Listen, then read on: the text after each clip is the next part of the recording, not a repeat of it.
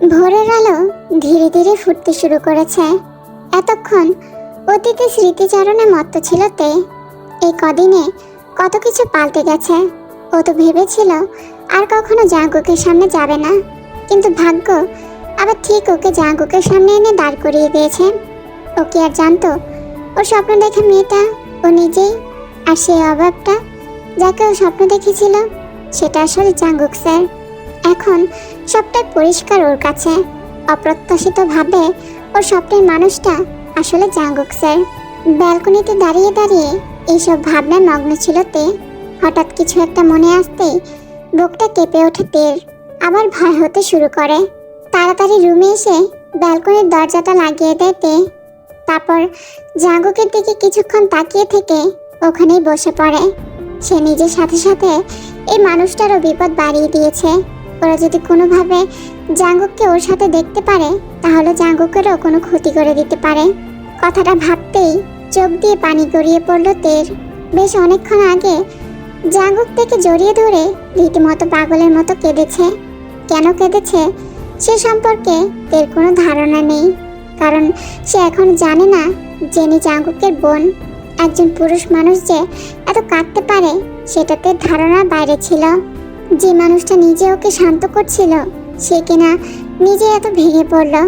তাহলে কি ভিডিওটা দেখেই উনি এরকম করছেন? প্রশ্নটা মাথায় ঘোরে তের। কিন্তু কেউ কারোর জন্য এতখানি ব্যতীত হতে পারে? শুধুই কি সহানুভূতি নাকি অন্য কিছু? জাঙ্কুক এখনো পাথরের মতো বসে আছে। ওর মধ্যে এখন ঠিক কি চলছে তা ওর মুখ দেখে বোঝা সম্ভব নয়। তে কিছুক্ষণ ওর মুখের দিকে তাকিয়ে রইল। তারপর নিচে বসা থেকে উঠে ধীরে ধীরে জাঙ্কুকের পাশে গিয়ে দাঁড়ায়। জাঙ্কুকের পাশে রাখা তের ফোনটা হাতে নিয়ে ডায়াল করে লিমিনহোর নাম্বারে। প্রথমবার রিং হয়ে কেটে যাওয়ায় আর একবার ফোন লাগায় তে। দ্বিতীয়বার কল করতে ফোনটা রিসিভ করে লিমিনহো। হ্যালো, কে বলছেন? লিমিনহো বাবু, আমি তে বলছি। জেনি কেমন আছে? ও ঠিক আছে তো? তেয়ং, আপনি আপনি ঠিক আছেন তো? হ্যাঁ, আমি ঠিক আছি, কিন্তু জেনি কেমন আছে? জাঙ্কুক এতক্ষণ ঘোরের মধ্যে ছিল, কিন্তু জেনির নামটা কানে আসতেই তের দিকে তাকায়। তাড়াতাড়ি উঠে গিয়ে তের হাত থেকে ফোনটা প্রায় কেড়ে নিয়ে কানে লাগিয়ে বলে, চুটকি চুটকি কেমন আছে? ওর কিছু হয়নি তো?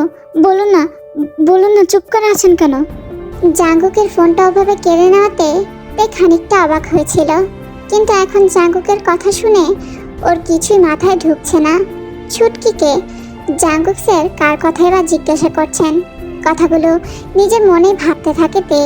এদিকে লিমিনহোর অবস্থাও কিছুটা তের মতোই। লিমিনহো বুঝতে পারছে না এই ছুটকিটা আবার কে। তের মুখ থেকে তো সে জেনির নামটাই শুনেছে, তাই এই নামটা তার অজানা। তার উপরই মানুষটাই বা কে?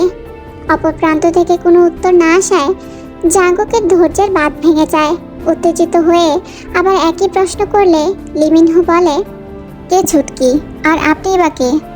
জাঙ্কুক এবার চিৎকার করে বলে ওঠে, ছুটকি মানে জেনি, ও আমার বোন। বলুন না, আমার বোনটা কেমন আছে? জাঙ্কুকের এমন চিৎকারে তে কেঁপে ওঠে। সেই সঙ্গে হতবাক হয়ে যায় এটা শুনে যে জেনি জাঙ্কুকের বোন। অবাক দৃষ্টিতে চেয়ে আছে তে জাঙ্কুকের দিকে। জাঙ্কুকের চোখে তখন চিন্তা আর হতাশা, যেন পারলে এক্ষুনি সে জেনির কাছে চলে যাবে। দেখুন, ডক্টর বলেছেন 72 ঘন্টার আগে কিছু বলা যাবে না, কারণ ওনার অবস্থা খুব একটা ভালো নয়। বলতে খারাপ লাগছে, কিন্তু ডক্টর বলেছেন উনি ব্রুটালি রেপড হয়েছেন, যার জন্য ওনার ভালোই ব্লাড লস হয়েছে। লিমিনহুর কথাগুলো শুনে চোখ দুটো বন্ধ করে নেয় জাঙ্কুক। চোখের কোণ বেয়ে পানি গড়িয়ে পড়ে, আর শুনতে পারছে না সে। তে জাঙ্কুকের অবস্থাটা বুঝতে পেরে ফোনটা নিয়ে কথা বলে কেটে দেয়। তারপর জাঙ্কুককে বলে, জেনি আপনার বোন? জাঙ্কুক তের দিকে অসহায় দৃষ্টিতে তাকায়। তের চোখে হাজারো প্রশ্ন। হঠাৎ থেকে অবাক করে দিয়ে জাঙ্কুক থেকে জড়িয়ে ধরে বলে, হ্যাঁ, ও আমার বোন। ওর কিছু হয়ে গেলে আমি কি করে থাকবো তে? ও ছাড়া যে আমার আপন বলতে আর কেউ নেই। ওর সাথে কেন এমন হলো বলো? ওকে কেন আমি আগলে রাখতে পারলাম না বলো তো? ওর কিছু হয়ে গেলে আমি কখনো নিজেকে ক্ষমা করতে পারবো না, শেষ হয়ে যাব আমি। জাঙ্কুককে এভাবে ভেঙে পড়তে দেখে তেও ভীষণ হতাশ হয়। ও তো ভাবতেই পারেনি যে জেনি জাঙ্গুকের বোন। জাঙ্গুককে কখনো এতটা ভেঙে পড়তে দেখেনি তে। এবারও বুঝতে পারছে ভিডিওটা দেখার পর কেন এত কেঁদেছিল উনি। জাঙ্গুককে শান্ত করার জন্য কিছু না ভেবেই নিজের হাতটা জাঙ্গুকের পিঠে রাখে। স্যার শান্ত হন, জেনি একদম ঠিক হয়ে যাবে, দেখবেন ওর কিছু হবে না। আপনি এরকম করলে জেনিকে কে সামলাবে বলুন? সকাল হয়ে গেছে, এবার আমাদের হসপিটালে যাওয়া উচিত। গাড়ি ব্যবস্থা করতে হবে তো। তের কথায় জাঙ্গুক মাথা নেড়ে সায় দিল। আপনি ফ্রেশ হয়ে নিন, আর চিন্তা করবেন না, সব ঠিক হয়ে যাবে। আর তুমি তুমি ফ্রেশ হবে না? আপনি আগে যান, তারপর আমি ফ্রেশ হয়ে নেব। কথাটা বলে তে সরে যেতে গেলে জাঙ্গুকের হাতটা ধরে নেয়। একবার জাঙ্গুকের দিকে তাকাইতে, আর একবার নিজের হাতটার দিকে তাকায়। তারপর জাঙ্গুককে জিজ্ঞাসা করে, কি হয়েছে, কিছু বলবেন স্যার? তুমি আমাকে কখনো ছেড়ে যাবে না তো তে? জাঙ্গুকের কথায় তে প্রথমে চমকে ওঠে। কি বলবে বুঝতে পারে না। জাঙ্গুক কেন এমন বলছে তে জানে না। জাঙ্গুকের চোখে মুখে হারানোর ভয় অসহায়ভাবে তাকিয়ে আছে তের দিকে। তে তাকিয়ে থাকে জাঙ্গুকের দিকে। ওর ঠিক কি জবাব দেওয়া উচিত ও জানে না। তাও কিছুক্ষণ ভেবে তে উত্তর দিল, আমি সবসময় আপনার পাশে থাকব। জাঙ্গুক যেন এই উত্তরটাই চেয়েছিল তের কাছ থেকে। আরো শক্ত করে ধরে নেয় তের হাতটা। তে নিজের হাতের দিকে তাকিয়ে বলে, আমাদের দেরি হয়ে যাচ্ছে, আপনি তাড়াতাড়ি ফ্রেশ হয়ে নিন। তের কথা জাঙ্গুক সম্মতি জানিয়ে তের হাতটা ছেড়ে ওয়াশরুমে ঢুকে যায়। হসপিটালের করিডোরে দাঁড়িয়ে আছে লিমিনহো আর ন্যান্সি। তে আর জাঙ্গুক ডক্টরের সাথে কথা বলে জেনির কেবিনের সামনের বসার জায়গাটাতে বসে আছে। এখনো ভিজিটিং আওয়ার শুরু হয়নি, তাই কেবিনের ভেতরে ঢুকতে দেয়নি ওদের। লিমিনহো ওদের সামনে এসে তেকে উদ্দেশ্য করে বলল, তেও, আপনারা এসে গেছেন যখন আমি একটু বাড়ি যাব। আসলে ন্যান্সি ভীষণ ক্লান্ত, ওর শরীরটাও খারাপ লাগছে। আমি ওকে বাড়িতে পৌঁছে দিয়ে ফ্রেশ হয়ে আবার না হয় বিকেলে আসবো। কোনো ব্যাপার নয় লিমিনহো বাবু, আপনি যেটুকু করেছেন সেটাই অনেক। আজকে এটুকুই কতজন করে। দেখুন, আমার মনে হয়েছে এটা একজন মানুষ হিসেবে আমার কর্তব্য ছিল। আমি তো আপনাকে নিয়েও রীতিমতো চিন্তিত ছিলাম। ওরা খুব ভয়ানক, ওদের হাতে একবার পড়লে আপনার অবস্থাও জেনির মতো হতো। যাই হোক, আপনি ঠিক আছেন, সুরক্ষিত আছেন, এটা দেখে আমি চিন্তামুক্ত হয়েছি। আর পুলিশও কিছুক্ষণের মধ্যেই চলে আসবে, ওদের সব বলবেন। প্রমাণটা আপনার কাছে আছে তো? তে মাথা নাড়িয়ে সায় জানায়। এবার তের পাশে বসে থাকা জাঙ্গুকের কাঁধে একটা হাত দিয়ে লিমিনহো বলে, একদম ভেঙে পড়বেন না। আমারও একটা বোন আছে, তাই আমি আপনার ভেতরের কষ্টটা কিছুটা হলেও বুঝতে পারছি। সহানুভূতি দেখাবো না, শক্ত হতে বলবো, কারণ আপনার বোনের অপরাধীদের আপনাকেই শাস্তি দিতে হবে। তাই নিজেকে শক্ত রাখুন। জাঙ্গুক এতক্ষণ মাথা নিচু করে বসেছিল, কিন্তু লিমিনহুর কথা শুনে মাথা তুলে তাকায় লিমিনহুর দিকে। তারপর লিমিনহুর হাত শক্ত করে ধরে বলে, আমি কি বলে আপনাকে ধন্যবাদ জানাবো তা আমি জানি না। আপনি যা করেছেন তাতে ধন্যবাদ বলা অনেক কম হবে। আমি আপনার কাছে চির ঋণী থাকবো। আপনার জন্য আমি আমার বোনটাকে চোখের দেখা দেখতে পাচ্ছি, না হলে হয়তো ওরা। আর বলতে পারে না জাঙ্গুক, গলা বুঝে আসে। লিমিনহো জাঙ্গুকের হাতের উপর আরেকটা হাত দিয়ে আস্থার সাথে বলে, দেখুন, সেরকম দেখতে গেলে আমার থেকে বেশি তেয়ংয়ের উপর আপনার কৃতজ্ঞ থাকা উচিত। কারণ আমি শুধুমাত্র আপনার বোনকে এনে হসপিটালে ভর্তি করেছি, কিন্তু আপনার বোনকে খুঁজে পেয়েছে তেয়ং। তেয়ং যদি কালামন জিদ করে ঘরটার মধ্যে না ঢুকতেন, তাহলে ওই ঘরের মধ্যে হয়ে যাওয়া অপরাধগুলো সম্পর্কে আমরা ঘুণক্ষরও টের পেতাম না। আর আবারও বলবো, আমি যা করেছি একজন মানুষ হিসেবে আমার কর্তব্য থেকে করেছি। আচ্ছা, তাহলে এখন আমি আসি, সাবধানে থাকবেন, আবার আসবো বিকেলের দিকে। কথাটা বলে লিমিনহো আর দাঁড়ায় না, ন্যান্সিকে নিয়ে বেরিয়ে আসে।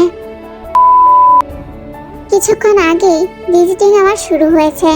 জাঙ্গুক আর তে দুজনেই জেনির কেবিনে বসে আছে এখন। জাঙ্গুক জেনির বেডের পাশে চেয়ারটাতে বসে আছে।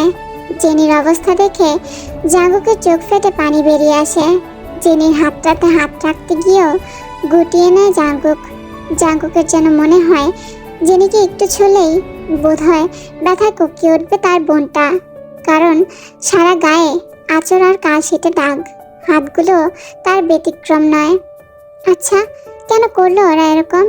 ওর ফুলের মতো বোনটার সাথে এরকম হওয়ার কারণ কি? ওদের কি বোন নেই? এতটা নিষ্ঠুর ওরা? জাঙ্গুকের এসব ভাবনার মাঝেই হঠাৎ কেবিনের দরজা খুলে ঢুকলো একজন অফিসার। অফিসারটিকে দেখে জাঙ্গুক আর তে দুজনেই অবাক। তে আনমনেই বলে উঠল, ইউনু ভাই? হ্যাঁ, তের ইউনু ভাই। আর জাঙ্গুকের বন্ধু ইউনুই হলো এখানকার অফিসের ইনচার্জ। ইউনু তেকে এখানে দেখে ভীষণ অবাক হয়। আসলে কাল রাতে একজন রেপ ভিকটিমের কথা জানানো হয়, কিন্তু ইউনু তখন থানায় ছিল না, একটি অন্য কেসের জন্য বাইরে গিয়েছিল। তাই ঠিক করেছিল সকালেই আসবে। সকালে উঠে থানায় গিয়ে একটা পরিচিত মুখ নজরে আসে ইউনুর। তের মা ইউনজুন আর বুগাম এবং হোটেলের ম্যানেজার এসেছিল মিসিং ডায়েরি করতে। তের মাকে দেখেই ইউনু কাছে গিয়ে জিজ্ঞাসা করে কার কি হয়েছে। তখন বুগাম সব খুলে বলেন ইউনুকে। ইউনু ওদের আশ্বস্ত করে হোটেলে ফিরে যেতে বলে, তের খবর পেলেই জানাবে বলে। তারপর ওখান থেকে সোজা হসপিটালে আসে ইউনু, কিন্তু ও কখনো ভাবেনি এখানেও তেকে পেয়ে যাবে বলে। আর সাথে জাঙ্গুককে দেখে তো আরও অবাক ইউনু। ইউনু কৌতূহল চেপে না রাখতে পেরে জিজ্ঞাসা করে, তে তুই এখানে? কি হয়েছে তোর? আর জাঙ্গুক, তুই বা এখানে কি করছিস? আমাকে বলবি এখানে কি হচ্ছে? তোদের একে অপরের সাথে দেখাই বা কি করে হলো? আর তোরা এই হসপিটালে কি করছিস? কার কি হয়েছে বলতো? ইউনুর কথার মাঝেই তে ইউনুকে জড়িয়ে ধরে কান্না করতে শুরু করে দেয়। ইউনু প্রথমে থমকে যায়, তারপর তের মাথায় হাত বুলিয়ে দিয়ে শান্ত সুরে বলে, আরে পাগলি, কাঁদছিস কেন? আমি কি তোকে বকেছি না মেরেছি যে তুই অমন করে কাঁদছিস? জানিস তোর খবর না পেয়ে কাকিমার কি অবস্থা? আজ থানায় কাঁদতে কাঁদতে এসেছিল তোর জন্য মিসিং ডায়েরি করতে। আর কাঁদিস না। আচ্ছা এসব ছাড়, এখন কান্না করা বন্ধ কর। আমি না হয় ফোন করে জানিয়ে দিচ্ছি। তারপর ইউনো বোগামকে ফোন করে সবটা জানিয়ে দেয়, যেতে ঠিক আছে আর এখন ওর সাথেই আছে। তারপর আবার তেদের সামনে এসে বলে, এবার কি তোরা আমাকে সবটা খুলে বলবি কি হয়েছে? আর এক মিনিট, এই রুমে তো একজন রেপ ভিকটিম অ্যাডমিট আছে, তাহলে তোরা এখানে কি করছিস? কি হয়েছে জাঙ্গুক? তোরা এরকম হতভম্বের মতো দাঁড়িয়ে আছিস কেন? বল না কি হয়েছে? জাঙ্গুক এতক্ষণ জেনি বেডটার পাশে দাঁড়িয়েছিল, নিজেকে শক্ত রাখার চেষ্টা করছিল, কিন্তু আর পারল না। শক্ত করে জড়িয়ে ধরলো ইউনুকে। ইউনুর কাঁধের কাছের ইউনিফর্মটা ভেজা মনে হলো, বুঝতে পারলো জাঙ্গুক কাঁদছে। ইউনু জাঙ্গুককে শক্ত হাতে জড়িয়ে ধরে পিঠে হাত রাখলো আর তেকে ইশারায় কি হয়েছে জানতে চাইলো, কিন্তু তেও ঠিক উত্তর দেওয়ার অবস্থাতে নেই। জাঙ্গুককে এভাবে দেখে ওর চোখ দিয়ে পানি গড়িয়ে পড়ছে। ইউনু শান্ত গলায় জাঙ্গুকের পিঠে হাত বুলিয়ে দিয়ে জিজ্ঞাসা করলো, কি হয়েছে জাঙ্গুক? আমাকে বলবি না? আর এভাবে কাঁদছিস কেন?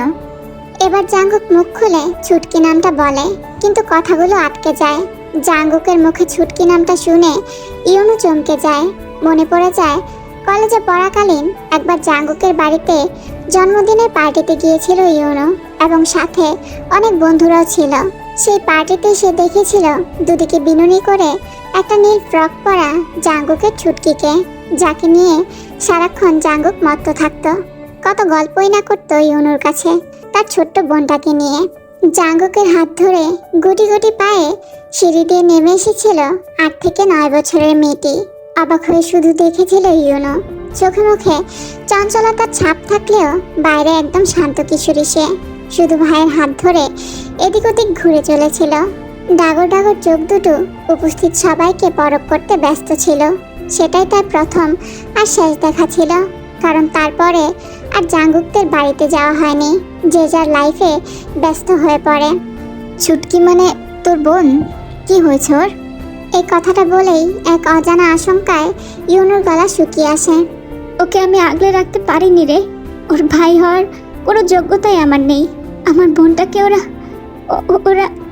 আর বলতে পারছে না জাঙ্গুক। কথাগুলো দলা পাকিয়ে যাচ্ছে। ইউনু উত্তেজিত হয়ে জাঙ্গুককে সোজাভাবে দাঁড় করিয়ে বলল, ওরা কি? কাদের কথা বলছিস? কি হয়েছে বল আমাকে। এবার তে আর চুপ থাকতে পারে না।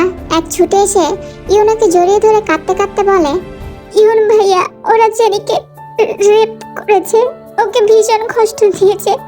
আর তারপর ওর কথাটা শুনে স্তব্ধ হয়ে যায় ইউনো। ওর কিতে? ওর ওর মাকেও খুন করেছে ওরা। ইউনো জাঙ্গুককে এবার নিজের দিকে ঘুরিয়ে জিজ্ঞাসা করে, এই ভাই তুই কি বলছে? জেনিকে জেনিকে তোর ছুটকি? দেখ ইউনো, ওরা আমার বোনটার কি অবস্থা করেছে। আমি নিজের কাছেই নিজে অপরাধী হয়ে গেছি রে। আমার বোনটাকে দেখে শুনে রাখতে পর্যন্ত পারলাম না। ডক্টর কি বলেছে জানিস? 72 ঘন্টার মধ্যে যদি জ্ঞান না ফিরে তাহলে আমার বোনটা কোমায় চলে যেতে পারে বা আর ফিরে নাও আসতে পারে রে। ইউনো একদম বেডের কাছে গিয়ে দাঁড়ায়, মুখে অক্সিজেন মাস্ক, হাতে ক্যানোলা করা। কিরকম নিষ্পাপ লাগছে মেয়েটাকে। এই মেয়েটাকেই সে ছোটবেলায় দেখেছিল, আর আজ এই অবস্থায় তাকে দেখছে। কতক্ষণ জেনির মুখের দিকে এভাবেই তাকিয়েছিল ইউনো সে জানে না। হঠাৎ তের ডাকে তার হুঁশ ফেরে। ইউনো ভাইয়া, তুমি ওদের শাস্তি দেবে তো? ওদের কাউকে তুমি ছাড়বে না। যা প্রমাণ দেওয়ার আমি দেব, কিন্তু তুমি কথা দাও তুমি ওদেরকে ছাড়বে না। কথা দিলাম, তুই একদম চিন্তা করিস না, ওরা শাস্তি পাবে। কিন্তু তুই যে বললি জেনির মাকে ওরা খুন করেছে, আমি যতটুকু জানি জেনির মা বাবা কেউ বেঁচে নেই।